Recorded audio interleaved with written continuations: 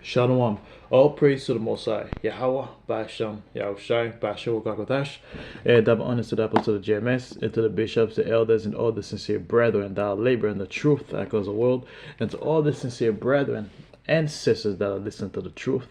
And I pray this may be another edifying lessons to the flocks, and wherever the Most High want to hear it, let it be heard. And before I begin the lesson, I will introduce the true name of the Father, which is Yahweh, and the names mean He exists. And the true name of the Son is Yahweh Shah HaMashiach, which means the Redeemer or the Deliverer, and is only coming to redeem His people, which is the nation of Israel. And in today's age, we would identify them as the so-called Negroes, so-called Latinos, and the so-called Native Americans, which scattered on all four corners of the world. It looks like they're the nations that also practice the custom of the other nations. And with that, that'll be it for the introduction of the lesson.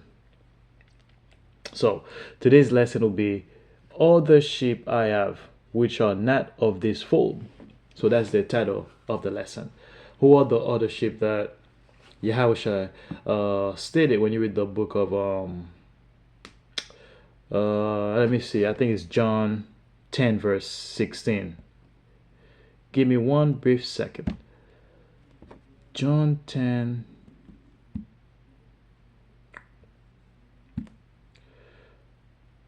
verse.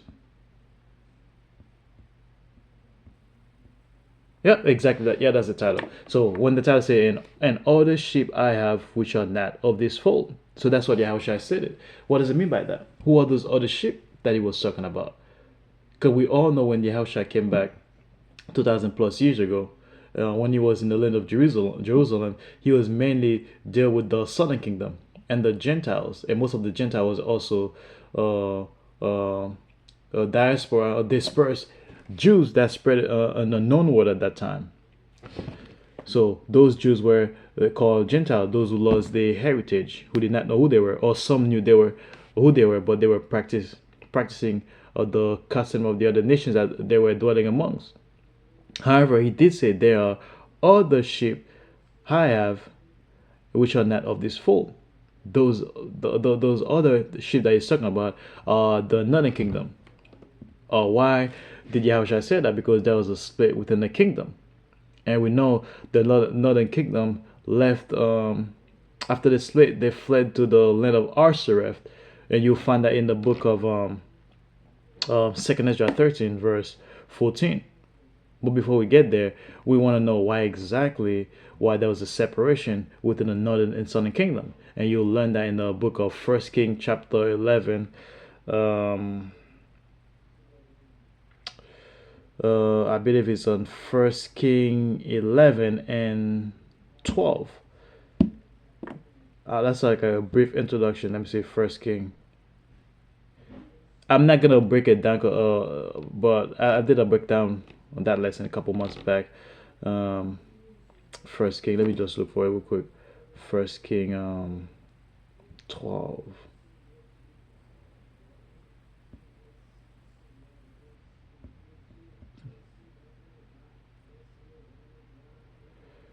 Yeah, so when you read the book of First King 12 verse, basically from the first 15 verses, it tell you exactly what happened, why there was a split between the nations. Let me just do like a quick read of it. I think it goes all the way to 16. So when you read the northern tribe revolt. So I'm reading the book of First King 12. It says Rehoboam went to Shechem, where all Israel had gathered to make him king. So when Jeroboam, son of Nebat, heard of this, he returned from Egypt, for he had fled to Egypt to escape from King Solomon. The leaders of Israel summoned him, and Jeroboam and the whole assembly of Israel went to speak with Rehoboam. Your father was a hard master, they said. Lighten the harsh labor demands and heavy taxes that your father imposed on us. Then we will be your loyal subjects. So that's what they told him. Rehoboam replied, give me 3 days to think this over. Then come back for my answer. So the people went away. Then King Rehoboam discussed the matter with the older man who had counseled his father, Solomon. So what is your advice? He asked.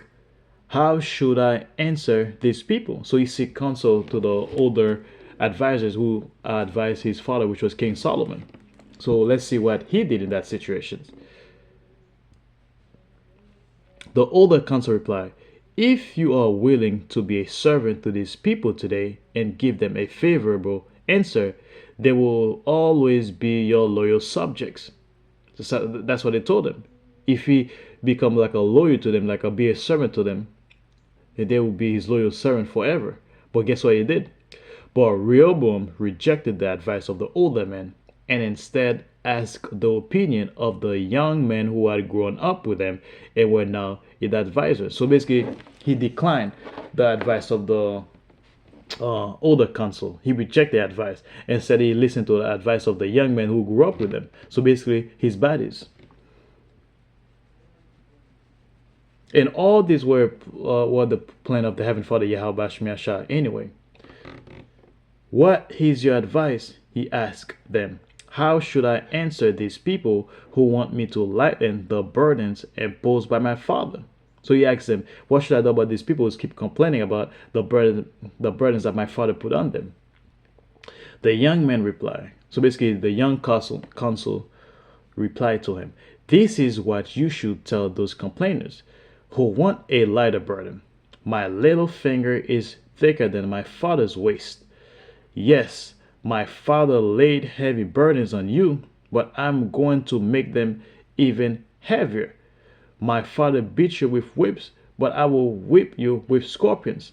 So basically, he put even more burden than King Solomon put onto the people. Guess what? So what do you think the people are gonna do? They're gonna rebel against him. So that's basically where the beginning of the split started happening. 3 days later, Jeroboam and all the people returned to hear Rehoboam's decisions, just as the king has ordered. So basically, 3 days later, everybody came back to see what was his response to the matters that the people were talking about. But Rehoboam spoke harshly to the people, for he rejected the advice of the older councils and followed the counsel of his young advisors. So basically, he spoke harshly to the people, and he completely ignored the advice of the elder councils and said he listened to the advice of the younger council.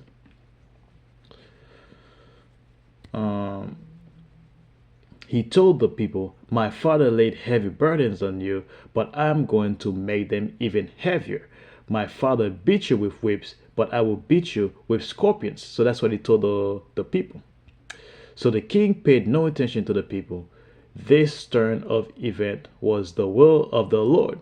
So basically, that turn of event was none other than the will of the Heavenly Father Yahweh Bashmiashai. So he wanted the people to be divided. So so that's what he did. So prophecy could be fulfilled. For it's fulfilled the Lord's message to Jeroboam, son of Nebat, to the prophet Ahijah from Shiloh. So basically, the word of the Heavenly Father was fulfilled. So when all Israel realized that the king had refused to listen to them, they respond, down with the dynasty of David. We have no interest in a son of Jesse. Back to your homes, O Israel. Look out for your own house, O David. So the people of Israel returned home. But Rehoboam continued to rule over the Israelites who live in the town of Judah. So basically, that's where this split happened.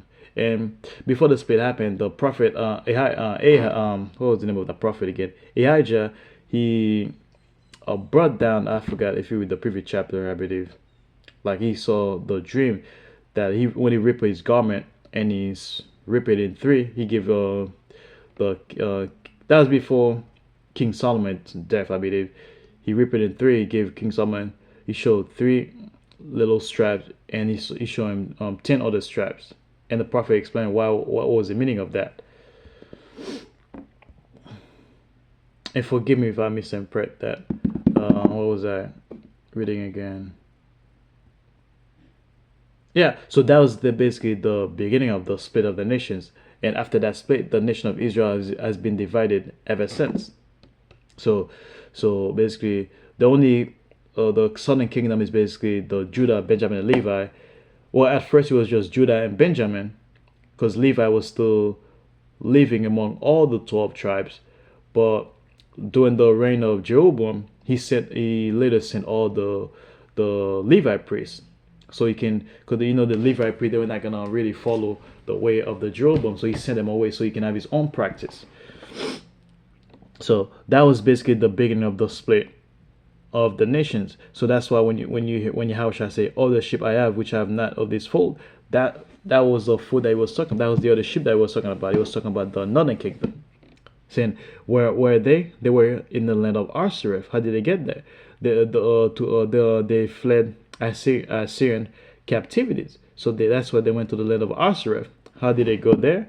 It goes back to King Solomon again, because when King Solomon was ruling, he used to send his navigators to go in the land of Arsareth, which is the Americas, to basically to bring them gift, also wealth and resources. So basically, they have an idea of that's how the Northern Kingdom knows of it, because there was like when King Solomon was ruling, he used to send his navigators to go over there anyway. So they have information of that side of the world, and you see it in 2nd Ezra 13:45, which I'm gonna get right now. 2nd Ezra 13 and 45.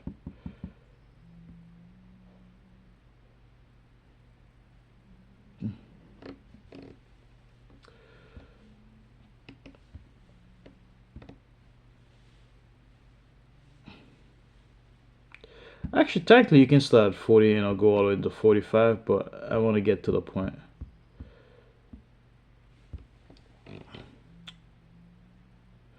The 45 says, "For through that country there was a great way to go, namely of a year."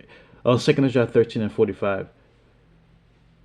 "For through that country there was a great way to go, namely of a year and a half." That's the amount of time it took them to get to that land, to the Americas, and the same region is called Arsareth.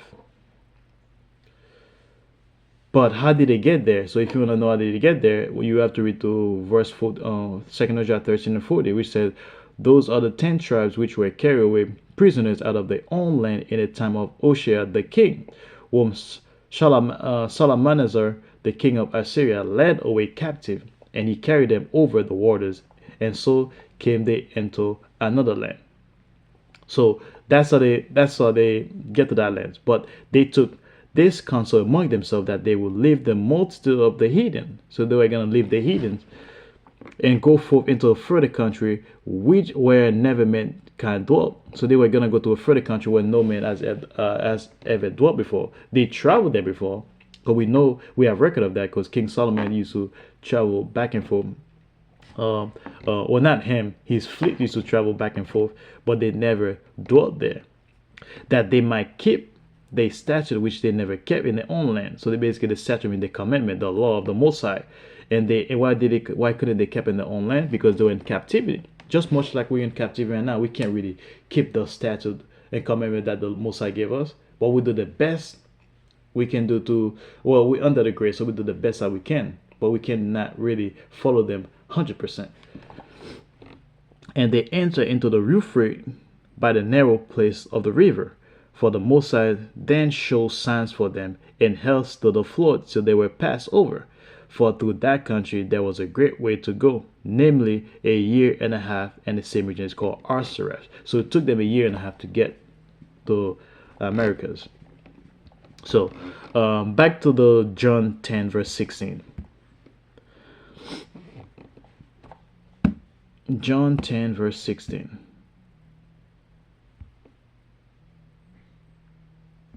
Which says, and other sheep I have which are not of this fold. So that was the other sheep that Yahushua was talking about, the Northern Kingdom. And today's it would be the so-called Latinos and the so-called Native Americans. Those are the Northern Kingdom, the 10 tribes or 9 tribes, we should say now. Because we know the tribe of Dan mingle with the rest of the tribes of the Northern Kingdom primarily. And them also I must bring. So he's also gonna bring them, and they shall hear my voice. They also will hear his voice, the message basically. and there shall be one fold and one shepherd. So there's going to be one fold and one shepherd. We will not be two separate kingdom anymore. We're not going to be the southern in the kingdom. We're not going to known as this is the southern kingdom. This is the northern kingdom. We'll know as the nation of Israel, which and we will and you can call yourself from your respected tribe you come from. We will be just like when we were in the garden, what we used to call son of the Most High. And next verse I'm gonna read is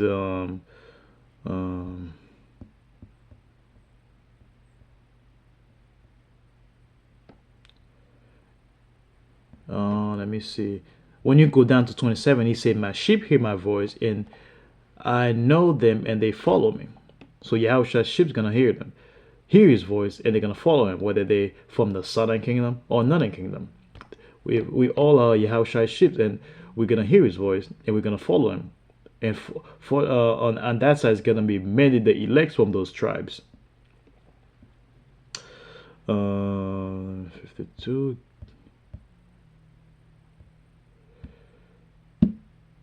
Why must you froze? And John 11:52 it says, "And not for that nation only, but that also he should gather together in one the children of the Most High that were scattered abroad." And in the NLT he says, "And not only for that nations, but to bring together and unite all the children of the Most High scattered around the world." So basically, Yahushua was going to unite it, not just basically the southern kingdom, but the entire nation of Israel, which scattered on all four corners of the world. While we scattered there to begin with, it was all part of the curses that when you read the book of Deuteronomy 28 and 64, like how the Most High said he was going to scatter us in all four corners of the world. So which means that the nation of Israel is going to be in captivity under everybody. So when he comes back, he's going to unite the entire nations.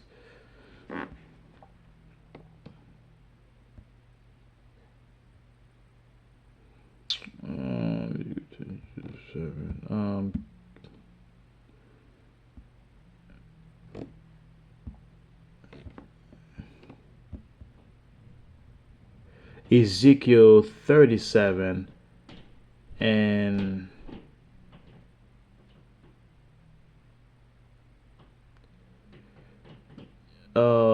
22, which says, "And I will make them one nation in the land upon the mountains of Israel, and one king shall be king to them all, and there shall be no more two nations, neither shall they be divided into two kingdoms anymore at all." So basically, the Heavenly Father, Yahweh, said he's going to he's going to unify the nation of Israel.